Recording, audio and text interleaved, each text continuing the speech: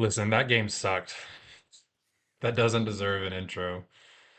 Um, if that's the effort we Boo. get from the Hogs, then that's the effort they get from us. I Yeah. I feel. Um, yeah, we don't play again for a week, but I think that this is still going to be a full episode full of gripes. Um, that was just like you can't lose that game. You just can't at home against that team. And the way that they lost again had just so many red flags that we continue to see. And I just have gotten to the point of being very concerned. Um, they've done enough already, probably, to make the tournament. Like, I'm not concerned about missing it. I just don't know what that means after that. I don't have expectations outside of maybe the first round at this point. Um, but yeah, so let's just get into this game as much as I don't really want to talk about it. I've got notes here that I want to talk about for this game, and the first six of them say defense because we can't stay in front of anybody, and we've proven it over and over and over again. And typically, especially at home, we've been good enough offensively that it doesn't always matter. That we can overcome, we can do enough defensively to force some turnovers and get out in transition.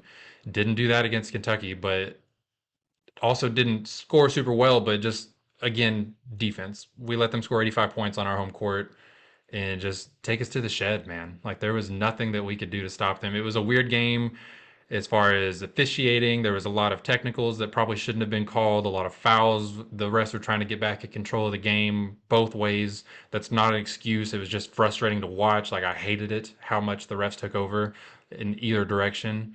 Um, but yeah, defense, defense, defense. That's those are my biggest points. I'm gonna give this episode of the pod the amount of effort that Knox and Pringle gave us in that game, Then which we're already is about 5 minutes zero. over. Yeah, Mhm. yeah. It's we knew that emotions were gonna run high in this game. We we tried to, the Razorbacks tried to come in and be like, this isn't this isn't as important to us. We know we're going to steamroll this team, whatever. And it was pitiful. It was disgusting. It was a horrific effort. We saw Acuff give us 5 points in the first half before trying to play hero ball in the second half. We're lucky if we're getting 20 minutes of good basketball out of our guys. And it what I think a crazy stat that I saw that is the most disappointing stat that I think I will see this entire season is this game at Bud Walton Arena was Kentucky's best game from an offensive rating perspective of their entire season. A road game in Bud Walton Arena, which we tout as the best basketball arena in college basketball, the most difficult to play at. Kentucky had their best offensive game of the season. That just goes to show how crap our defense is. Like you were saying, Brandon, it's disgusting. The way that we played that game and the effort that we gave on our home court is pitiful. It like you said gives me like this is a team that we had final four expectations for at the start of the season. And now I'm the same as you. I'm going to be happy if we make it to the second weekend. Like it's Second round at this point. second, that's what I meant. Yeah, second round. Um and it's like I have no words for this. Like What drives me absolutely up a wall about our defense is it does not take anything for a team as talented as we are, as athletic as we are, to play at the bare minimum mediocre defense. We are talking all it takes is for you to wake up that morning and say, I am going to work my butt off. And they just choose not to do it. We have seen mid majors lock up the best talent in the world because they are just ready to get after it. They could be terrible defenders in terms of like strategy or whatever, but they work their rear ends off. These guys don't show any of that. It's a disrespect to Arkansas, to the fans. They just went in, I don't know, expecting Kentucky just to hand the ball to them. Like, yeah, sure, they suck. Kentucky honestly sucks. But when you suck more, you're gonna lose. And then you have our upperclassmen being more immature than our freshmen. At that point, why would I even look in the transfer portal? Just get out. Let's just get all freshmen. If every upperclassman is going to act all high and mighty and stupid, kicking people in the head and just starting fights for no reason, you knew that this was going to happen. You knew tensions were going to run high. Suck it up and just play basketball. I don't care about adrenaline or that you're just sticking up for your teammates. Leave it be. Let them get technicals. Don't put it on us and us lose 8 points right out the gate and lose a lead. Well, and what's crazy is you look at, like, on paper, you look at the players that we have, we should not be as bad as we are defensively. You look at Trevin Brazil, who's arguably the best shot blocker in college basketball. He's definitely top 10. You look at DJ Wagner, who is one of the best perimeter defenders last year. You look at Carter Knox, who has historically been a great defender. You look at Nick Pringle, who the entire reason we got him was to be a paint protector, who's running around in a circle for 14 minutes, getting 4 fouls or 3 fouls or however many fouls he got. God, it pisses me off when you look at the players that we have, and the reason why we kept and went out and got these players is for defense, and then we can't get a stop. We, like, It, it's, it what's starting to blows my happen freaking mind. with transfer portals and people staying is it's the fact that they had to transfer for a reason, and we are seeing it because the NBA scouts, they're pros at this. They're pros at it. They're better than any college basketball scout you can think of. They're seeing that these guys don't are missing something, and we clearly are now seeing it. And it's, to me, this entire team lacks effort, effort, The consistent thing effort.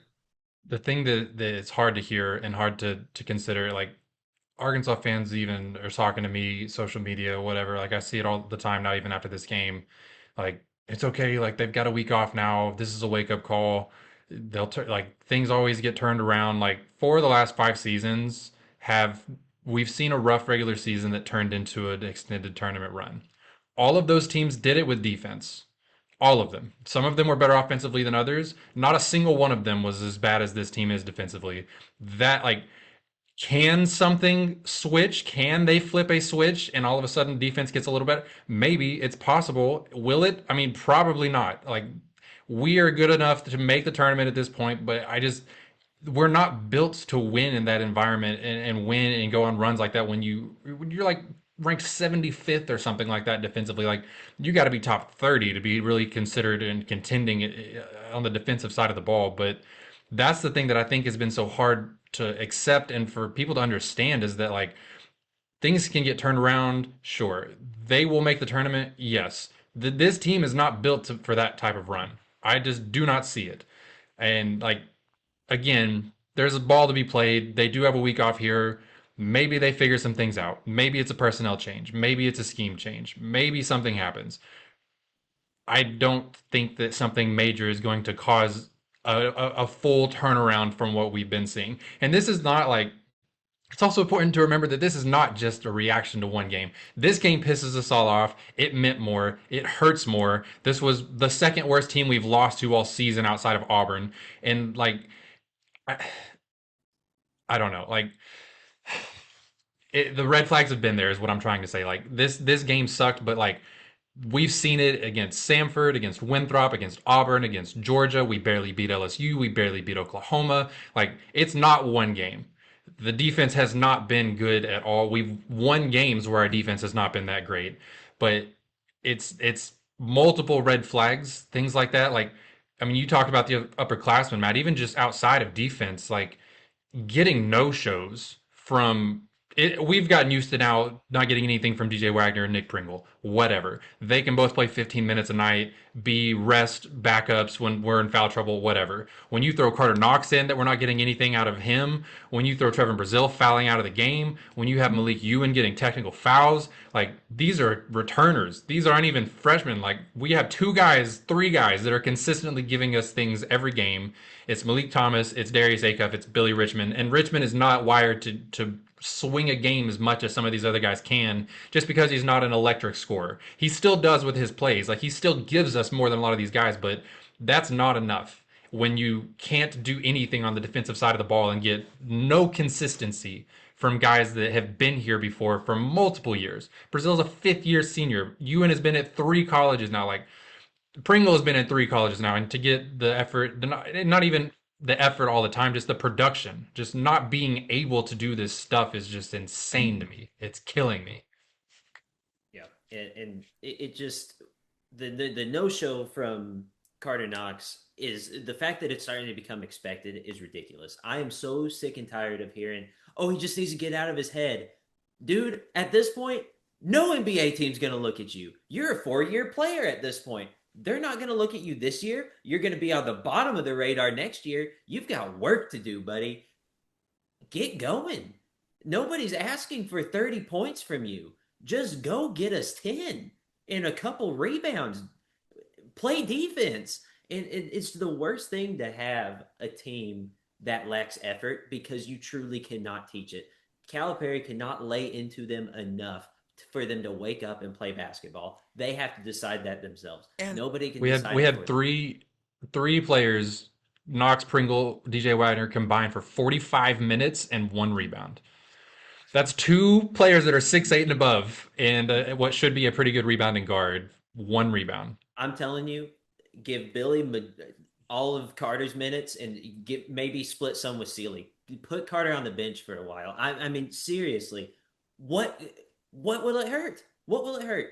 They're not producing whatsoever. Might as well develop talent at this point because, good Lord, I know I'm speaking very drastically, right? Throwing in somebody, but at this point, seriously, what will it change? It Cart- wouldn't have changed anything in this game. Carter is giving us next to nothing. And the thing about effort is it would it would frustrate me less if it was an expected thing. But we are so inconsistent. Some games we like at the start of the season, us three, we talked about how this team was so much different than teams we've seen in the past because of the amount of effort that we give. Outside of like Ewan at the beginning and outside of like, you know, DJ Wagner at the beginning, like that we were talking about this team about the amount of effort that they give as a positive. But when it's so inconsistent game to game, we can't go out and give 100% effort to teams like Vanderbilt, to teams like South Carolina, and then come out to a team like Kentucky and give 40% effort or whatever we want to say what it was, or 0% effort against Auburn, or 30% against Georgia. It's just it's what I think what I'm trying to say is what's frustrating about this team is some days they pick and choose when to give their effort. And what I'm frustrated about specifically with Acuff is he has the attributes to be a top 10 draft pick.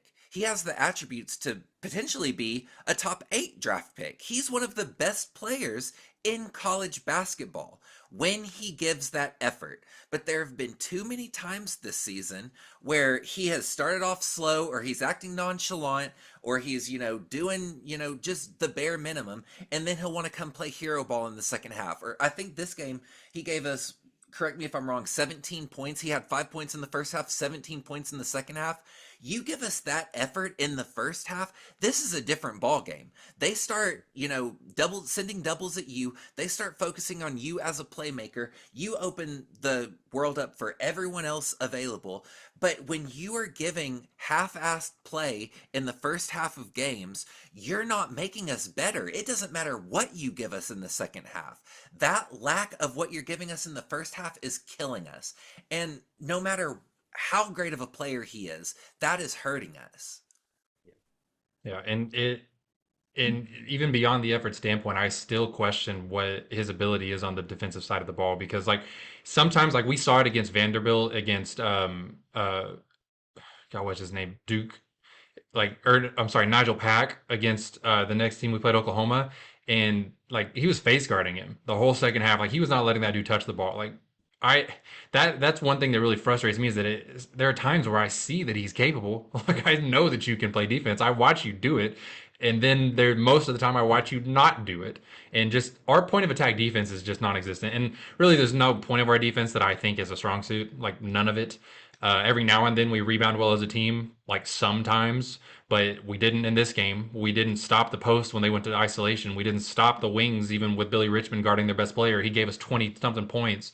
We didn't stop the point of attack. We couldn't guard the pick and roll. They were losing us on off ball screens. Like, and a lot of it is still scheme. A lot of it is like people are like they're running guys off of screens off the ball, and we're switching to create unnecessary mismatches that we don't have to create.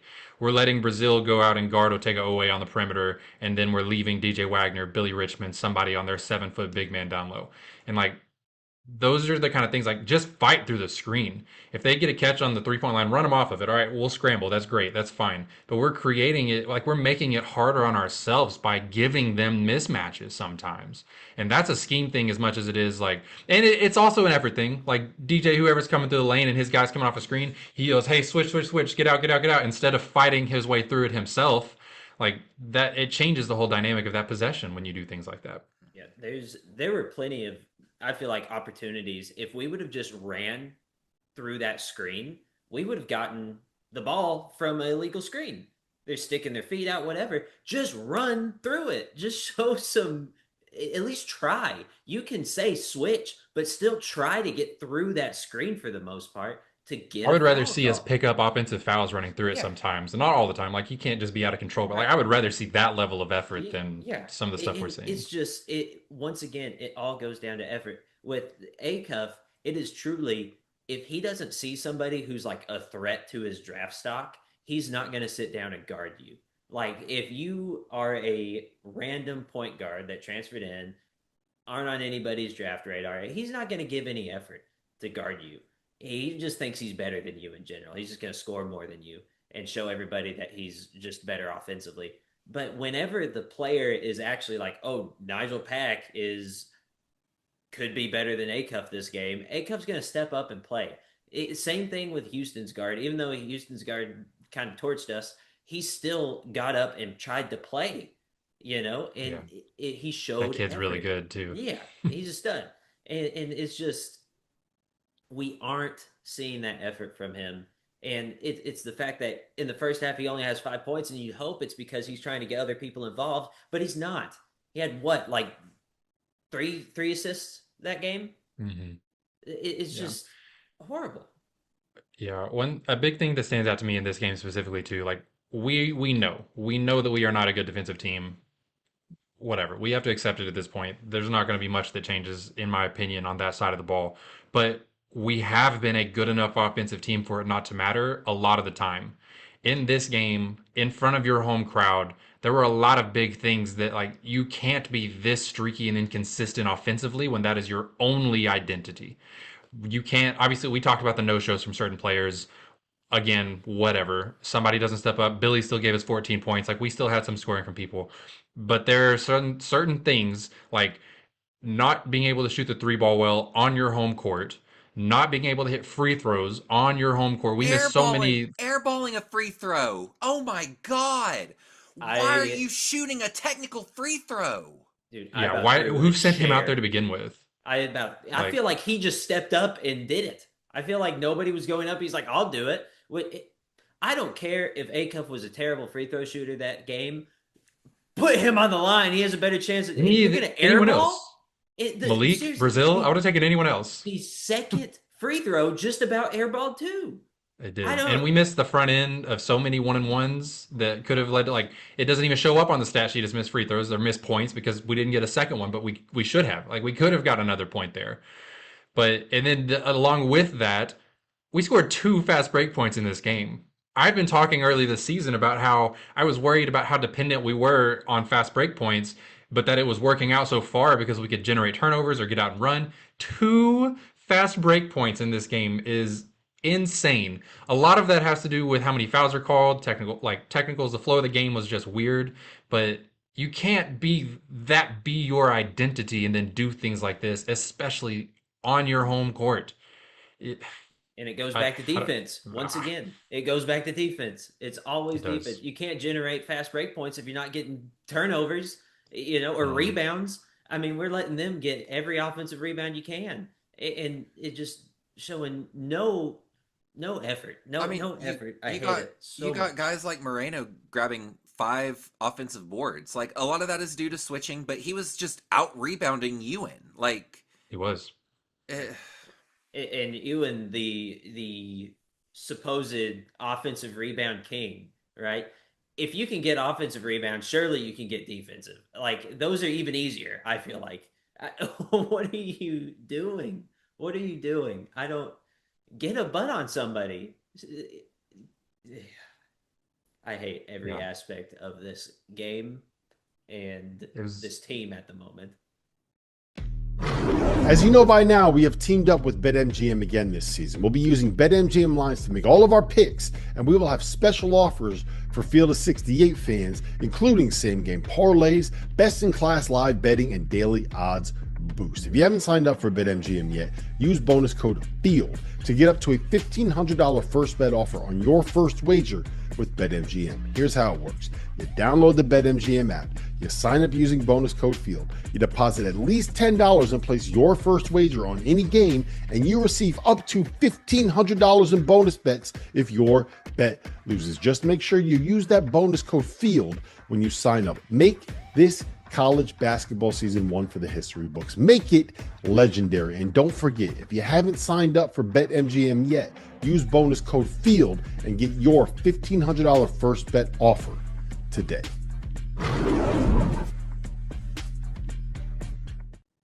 It was really a rough one. This one hurt me more than other games. Like, there's no point in denying that this was a big game. I wanted to win this game. It's a big team. Like, and to Kentucky fans, whether or not they'll probably not see this, but they see my tweets. They've been all over them for the last few days.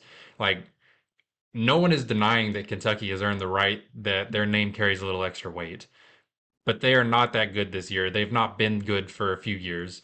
But like it does like I'm not hiding away from the fact that it is a bigger game when Kentucky comes to town. Whoop de doo. Like that's not a brag or a selling point that you should be throwing around on Twitter, whatever.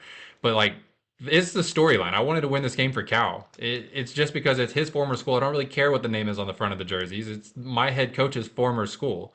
Like it was a big game, and it And sucked to not win it. and they sit well, there and trash him 24/7. Like, yeah, yeah, of course Yeah. we wanted to win it. they And yeah, they act like this game wasn't circled on their calendar too. After we went and beat their butt at Rupp, yeah. they've had this game circled on their calendar just like we have. And we sold like the most tickets in Kentucky basketball history. I mean, we were Yeah. having the largest ticket prices during that game. I don't want to hear that it's a big game when Kentucky comes to town. It's just as big when Arkansas comes to town. Look at what Oklahoma did. You know, giving free tickets and beer. I know it was snowy, but it was still Arkansas was coming to town. John Calipari was coming to town. It was. It's just Mississippi as big. State's doing a stripe out next Saturday when See, Arkansas comes to town. Like I it, mean, our name carries weight too, guys. You're not that special, and you suck this year. We just unfortunately sucked more, so and we're they gonna have to calling deal it a with it. t-shirt night, and I don't know where that came from, but there were no t-shirts handed out at this game. Like I keep seeing referred to. They put little like tiny little rally towels on the chairs. Maybe that's what they're talking about. But Probably. I mean, we did a whiteout, but this will be one of maybe 4 games this season that we do some kind of whiteout, stripe out, red out, whatever. Like it's a pretty common thing to do just to get the fans involved. Like it was a big game. All right, we're not hiding from that. It sucked. Um, yeah, we could go on forever talking about how bad this one is, but it was positive that Acuff, even on an off night, put up 22 points. I agree wholeheartedly with what Joey said that the fact that it all came in one bunch, it came a little bit inefficiently. It wasn't effort all game. Like I fully acknowledge that that is a problem, but an off game from Acuff being 22 points and still more assists than he had turnovers and still like those things like it's still kind of nice that we have one of the best players in college basketball. That's still a big positive moving forward. But there are a lot of red flags that are associated with how he plays as well that have to be addressed, that have to be changed, and most of it is effort. Most of it is on both sides of the ball. Effort early on offensively, effort all game defensively. But still a good scoring output from Acuff. Still got his stats up. Um, quietly felt like it was a decent game from Brazil as well. I know he fouled out, but 16 and 8 with 3 blocks, 2 assists, no turnovers, and 50% from the field. Like he missed some free throws that could have been big for us, but I felt like he still gave us what we need from Trevor in Brazil. 16 and 8 with no turnovers like that. There's not a lot more we can ask of him. We've talked about how he's not a self creator that much. So to get those 16 points, to get two threes made, I felt like he gave enough for this game. It was just everywhere else, obviously defensively, nobody did enough, but there just wasn't enough peripherals outside of those two guys in this game. Malik didn't have the best shooting night. Only guy didn't get to be on the court that often. Him getting 2 fouls early. I think changed the trajectory a lot in the first half because he's been really aggressive scoring the ball. He's a big part of our offensive identity. Him not being in the game for most of the first half dug a hole that we never dug out of, that we never climbed out of. But so that was a rough game for him. I mentioned earlier that Billy gave us about as much as you can get from Billy as well. 14 and 5, only one turnover with an assist to steal.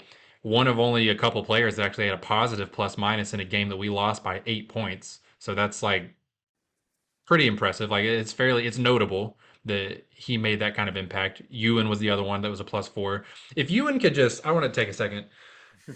If Ewan could just stop being an idiot for a game or two, that would Yeah, be man. pretty cool because he's probably like he's probably a top 3 player on this team, maybe a top 2 player on this team talent wise.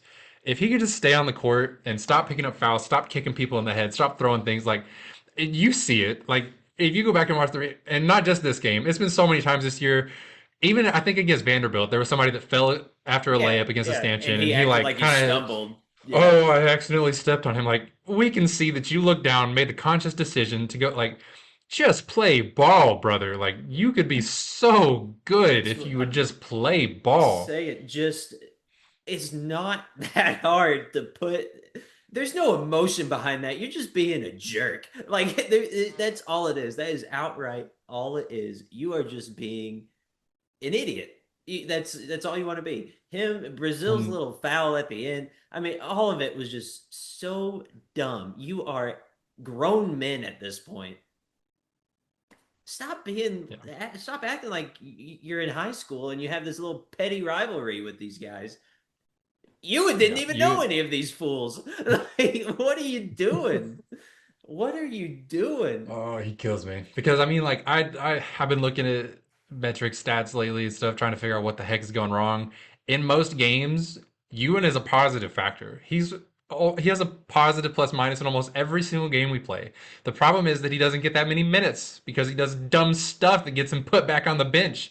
He's a plus 4 in only 20 minutes in this game or 23, whatever, how many ever minutes it was. Like, if he could actually just stay on the court, not get in foul trouble, not get technical fouls, like we could probably be a better team. And some of that is for some reason owing loyalty to start Nick Pringle every game. Like at this point, I want to see Pringle and DJ Wagner as strictly backups, less than 15 minutes a night. Knox is getting there for me. He's incredibly inconsistent. I don't want to see another game like this, but when Knox plays well, we also play well. So I want to see him do better. But if he keeps doing stuff like this, it's hard to not put him on the bench more. The issue with Knox being on the bench, especially at the start of the game, is you don't have any energy coming off the bench from Yeah. Billy. If you start And Billy and Malik, yeah, that's tough. you That's my can't thought do that. exactly, Matt. And it's so difficult. But at the same time, it's like shoot, Billy will run through a wall for 40 minutes if you want him to. I mean, at that point, just let him go. But like seriously, Last what can you do? last point that I wanted to bring up, we've kind of talked about it in a couple games, but the slow starts, I think, are a bigger deal than maybe we've even talked about amongst ourselves. If we come out and miss two of our first 3 shots in a game, we let a team score 4 in a row, just 4 points. They go on a 4 run to start the game. I feel like confidence is shaken, body language gets bad, effort goes down the drain. Like a lot of small things happen when we get on these slow starts. And I think like I don't know if that's just like a mental fortitude thing with this team. I don't know if it's because our leaders are freshmen, if one of our leaders is Malik Ewan. Like I don't know what the exact problem is, but I'm gonna dig into this a little bit and see like the exact correlation on this kind of stuff. But I mean, the other team doesn't have to go up 10-0, 11-0 the way that someone like Auburn did on us. If we come out slow at all, Acuff misses the first shot of the game, they get the first 4 or 5 points. Like, I feel like it's a wrap.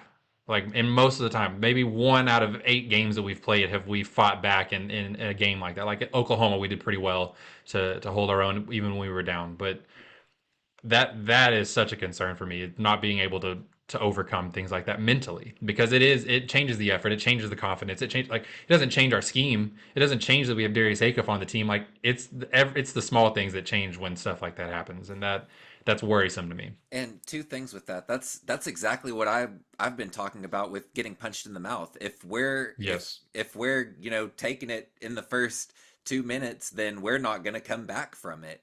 And that's a huge concern. Like just off the rip. But also, I wonder how much of a we I think we can all agree that Acuff is the leader of this team. He's not a vocal leader. We don't have a guy to rally us from those slow starts, I think, from what I've observed. Obviously, I don't know what goes on behind the scenes, but I haven't seen somebody come out and be like, whenever we get that slow start, like it's not like Billy sometimes tries, Malik Thomas sometimes tries, Knox sometimes tries, but we don't have that guy who just like brings the team together like after a free throw or something and is like, hey, like we gotta lock this thing down, we gotta get amped up, we gotta go. Like it's hard whenever your leader is not that vocal guy to get you to the next level whenever you're starting slow.